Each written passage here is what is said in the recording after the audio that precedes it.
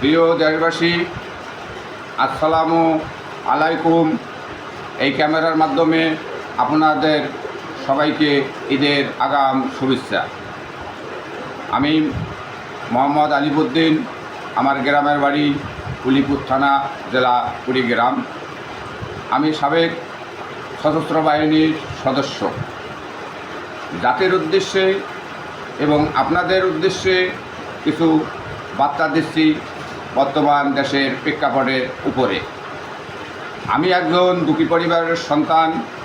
আমি 26টা বছর এই স্বাধীন বাংলাদেশের সরকারি অফিসে আমি সরকারি কর্মকর্তার অধীনে 26টা বছর সরকারি শ্রম দিছি।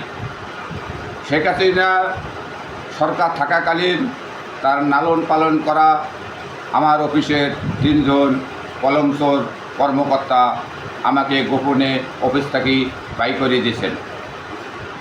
এই স্বাধীন বাংলাদেশে আমাকে আমার ইচ্ছার বিরুদ্ধে আমাকে কথা বলার অধিকার না দিয়া, আমাকে কোনো নোটিশ প্রদান না করিয়া আমাকে অফিস থেকে বাই করে দিয়েছেন।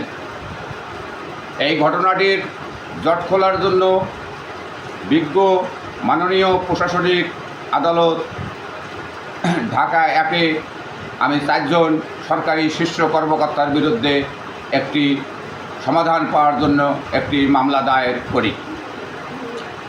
আদালত মামলাটি আমলে নিয়েছেন এবং মামলাটি বিচারাধীন আছেন। ভরসা রাখছি আমি রায় আমার পক্ষে পাব। কিন্তু বড় কষ্টের জায়গা হলো, আমি 26টা বছর এই স্বাধীন বাংলাদেশে সরকারি শ্রম দিয়া এখন আমি রাস্তায় রাস্তায় রিক্সা চালাই এবং মামলাটি অনেক বড়। আমার অর্থ না থাকায় সঠিক সময় মতো আমি মামলাটা সমানভাবে পরিচালনা করতে আমার কিছুটা ত্রুটি হচ্ছে। এই যে আপনারা আমাকে ক্যামেরার মাধ্যমে দেখতেছেন, আমি একটা রুমে বসি কথা বলতেছি। আমার এক ভাই এই ঈদ উপলক্ষে আমাকে এই রুমে একটু আশ্রয় দিতে, তাই আমি তাদের মোবাইল দিয়ে আমি দেশবাসীকে কথাটা বোঝানোর চেষ্টা করছি। বর্তমান দেশ কোন পথে হাঁটছে, কোন পথে চলবে, মানুষের ভবিষ্যৎ কোন দিকে যাচ্ছে, এই বিষয়গুলা আমি গুরুত্বের সঙ্গে আপনাদের সঙ্গে বলছি। সবাই আপনারা যেখান থেকে ভিডিওটা আমার দেখছেন বা দেখবেন, সবাই আত্মীয় স্বজন বন্ধুবান্ধব লাইক করবেন, শেয়ার করবেন, কমেন্ট করবেন, যাতে আপনাদের মাধ্যমে অনেক কিছু জানবে। 71 সালে দেশ স্বাধীন করা হচ্ছিল কেন? উদ্দেশ্য কী ছিল? উদ্দেশ্য ছিল আমাদের স্বাধীন দেশে আমাদের স্বাধীন কর্মকর্তা সরকারি অফিসে আমরা স্বাধীনভাবে আমাদের স্বাধীন দেশের কর্মকর্তার সাথে আমরা স্বাধীনভাবে চাকরি করব। কিন্তু আমরা এই যে দেশ স্বাধীন হওয়ার আজকে 53 বছর হলো, আমরা এখন পর্যন্ত এই স্বাধীনতা অর্জন করতে পারিনি। দ্বিতীয়তম কথা হলো, এই যে কিছুদিন আগে ছাত্রবাহীরা নতুনভাবে কিছু একটা দেশকে স্বাধীন করার জন্য তারা কিছু রক্ত ঝরলো, আবার তারাও বলতেছে তারা নাকি নতুন করে দেশ স্বাধীন করলো। তাহলে প্রশ্ন হলো, দুইটা স্বাধীন এক সুতায় গাঁথা। 71 সালে আমরা দেশ স্বাধীন করলাম, আমার বয়স 11-12 বছর, আমার ডান পায়ে গুলির দাগ এখন পর্যন্ত আছে। তাইলে আমরা 2 বার দেশ স্বাধীন করি, আমরা এখন পর্যন্ত কী পেলাম? এটা জাতির কাছে আমার একটা প্রশ্ন থাকলো। দ্বিতীয় কথাটা হলো, আমি গতকালকে ঢাকায় আমি লক্ষ্য করলাম শ্রমভবনে একগুলা প্লেট নিয়ে একগুলা শ্রমিক তারা মিছিল করতেছে, আমরা বেতন ভাতা চাই। জাতির কাছে আমার পরিষ্কার একটা বার্তা আমার জানা খুব দরকার।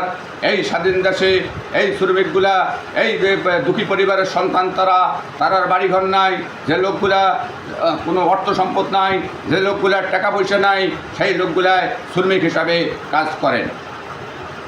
পৃথিবীর উন্নত দেশে এই শ্রমিক যারা শ্রম দেয় তাদেরকে মর্যাদা দেয় বেশি। আমাদের দেশে উল্টা পথে চলছে। এই শ্রমজীবী মানুষগুলোকে তারা শ্রম দিছে, আইনে বলা আছে তার শ্রমের হক তারা পাবে। আবার ধর্মেও বলা আছে তাদের ঘাম শুকার আগে তাদেরকে শ্রমের হকের টাকা তাদের হাতে বুঝিয়ে দেওয়া লাগবে। আমরা আইনও মানতেছি না, আমরা ধর্মও মানতেছি না। এখানে তারা সঠিকভাবে তারা শ্রম দিছে, তার অর্থ পাইতেছে না। এখানে স্বাধীনতাটা কোথায়? এখানে স্বাধীনতা কোন দিকে যাচ্ছে? এখানে এই যে অনেক লোক এই রিট করতেছে, আবার এই শ্রমিকগুলা চোখের পানি নিয়ে আজকে রাস্তার মধ্যে প্লেট নিয়ে মিছিল করতেছে। এটা এভাবে আমি ব্যক্তিগতভাবে এটাকে সমর্থন করি না। এখন প্রশ্ন হলো, বর্তমান সরকার প্রধান যে চেয়ারে বসে আছেন, জাতির কাছে আমার প্রশ্ন, আমি একজন গণতান্ত্রিক এই স্বাধীন দেশের নাগরিক হিসাবে আমার জানার খুব দরকার, এই ডক্টর ইউনূস মহোদয় এই যে চেয়ারে বসছেন তারা কার মতামত নিয়ে বসছেন? আমি একজন নাগরিক হিসাবে আমি তো জানি না যে কে চেয়ারে বসছেন। ভালো কথা, চেয়ারে বসছেন, স্বাধীন দেশ পরিচালনা করবেন। একজন শ্রমিকের তার খাবারের অধিকার যদি সে শ্রমিক আন্দোলন করে নেয়, তাহলে ওই চেয়ারে তার বসার অধিকার বাংলার মাটিতে থাকার কথা না। পরিষ্কার ভাষায় আমি এই জাতিকে বলে দিতে চাচ্ছি, আমি স্বাধীন বাংলাদেশের একজন নাগরিক হিসাবে দেশ এভাবে পরিচালনা করতে দেওয়া যাবে না।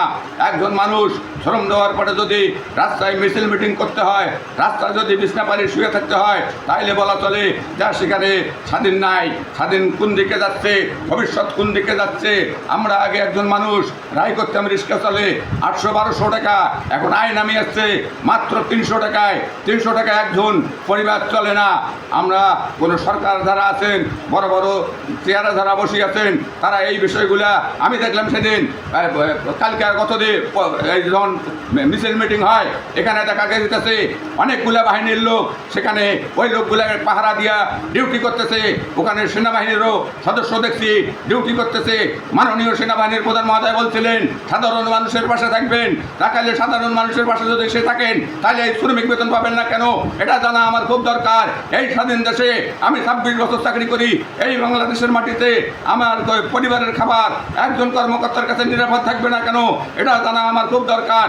আমি তাই পরিষ্কার ভাষায় আপনার ক্যামেরার মাধ্যমে স্বাধীন বাংলাদেশের 18 কোটি মানুষকে আমি একটা বার্তা দিতে চাচ্ছি, সবাই ভুল পথে দেশ চলছে উল্টা পথে।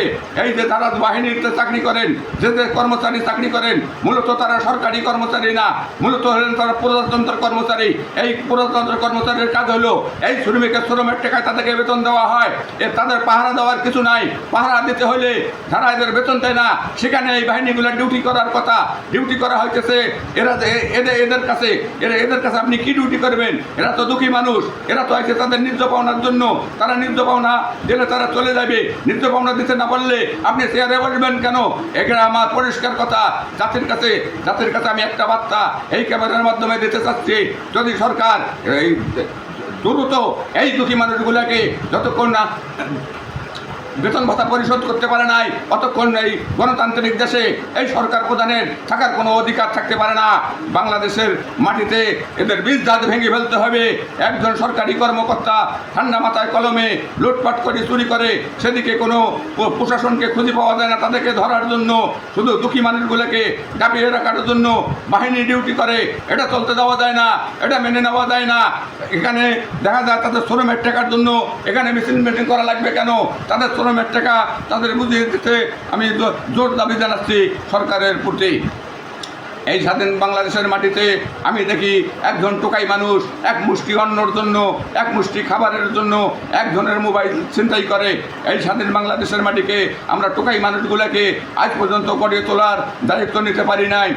এই যে সরকার প্রধান বড় বড় ডিগ্রি নিয়ে চেয়ারে বসছেন, আমি যদি আপনাকে ক্যামেরার মাধ্যমে স্বাধীন বাংলাদেশের 18 কোটি মানুষকে প্রশ্ন করি, এই যে আপনি যত পৃথিবীর ডিগ্রি নিয়ে আসেন, আপনি যদি দুঃখী মানুষের খাবারের যোগান দিতে না পারেন, আপনার ডিগ্রি দিয়া ওই মানুষগুলো কোনো কাজে লাগবে না। তাই পরিষ্কার ভাবে বলে দিচ্ছি, আপনি ওই মানুষগুলোকে বেতন ভাতা বুঝিয়ে দেন। এবং আমরা যেমন সরকারি কর্মচারী, আমাকে 26 বছর চাকরি করি, আদালতে মামলাতে যাওয়া লাগবে কেন? এগুলো যদি আপনি সমাধান দিতে না পারেন, তাহলে আপনি চেয়ারে বসে থাকবেন কেন? এখানে সবথেকে বড় কথা হলো, এখানে জ্ঞানী মানুষের দরকার। দেশ পরিচালনা করতে লাগবে জ্ঞানী মানুষ, মহাজ্ঞানী মানুষ লাগবে দেশ পরিচালনা করতে। এই দেশে জ্ঞানী মানুষের কাছে শুধুই মাত্র মানুষ নিরাপদ থাকবে, দেশ নিরাপদ থাকবে। শিক্ষিতর পাশাপাশি জ্ঞানী মানুষ লাগবে। এই জন্য স্বাধীন বাংলাদেশের 18 কোটি মানুষের কাছে আমার বার্তা হলো, আমরা এই স্বাধীন দেশে আমরা সবাই মিলে আমরা একটাই পরিবারের সদস্য এই হিসেবে বেঁচে থাকতে চাই, এই হিসেবে আমরা বসবাস করতে চাই। সেই কারণে আমি পরিষ্কার ক্যামেরার মাধ্যমে একটা ঘোষণা দিতে চাচ্ছি, আমি স্বাধীন বাংলাদেশের 18 কোটি মানুষের উদ্দেশ্যে এই বাংলাদেশে আমি কোনো দলের উপরে আর ভরসা রাখতে পারতেছি না, বর্তমান সরকারের উপরে ভরসা রাখতে পারতেছি না। এই দেশের মানুষগুলোকে গড়িয়ে তোলার দায়িত্ব আমি নিতে চাই। এই ঈদের পরে আমি স্বাধীন বাংলাদেশের 18 কোটি মানুষকে আমার দলে আসার জন্য আমি একটা ডাক দেব, সবাই আমার ডাকে সাড়া দেবেন। আমরা দুঃখী মানুষের মুখে হাসি ফুটাবো ইনশাআল্লাহ।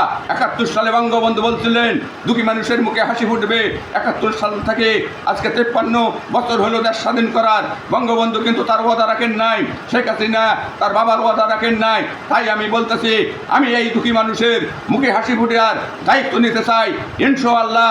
আপনারা যদি আমার পক্ষে থাকেন, আমি দুঃখী মানুষের মুখে হাসি ফুটাবো। এই বলে স্বাধীন বাংলাদেশের 18 কোটি মানুষ যে যেখানে আছেন ভালো থাকবেন, নিরাপদে থাকবেন। আসসালামু আলাইকুম।